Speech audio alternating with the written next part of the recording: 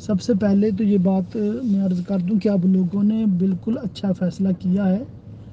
اور میری معلومات میں تو کافی حد تک مساجد میں یہی معمول ہے کہ رمضان المبارک میں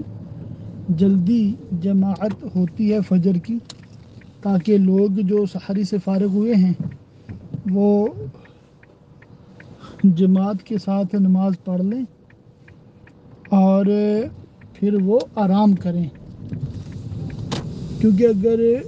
اس وقت ان کو آرام کا موقع نہ دیا گیا،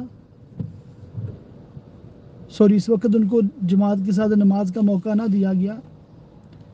تو 1-2 گھنٹے آرام کرنے کے یا 1 گھنٹہ آرام کرنے کے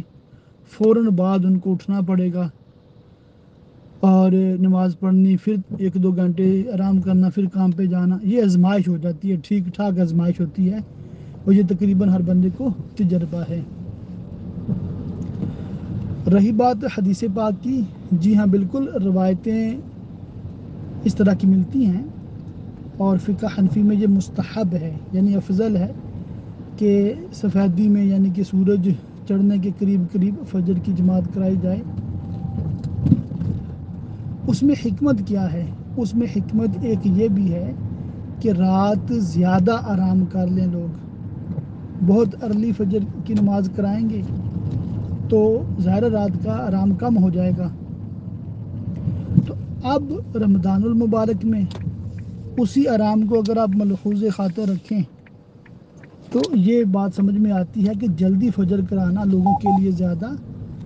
فائدے مند ہے۔ امید ہے انشاءاللہ تعالی یہ بات لاجک آپ کو سمجھ آئے گی۔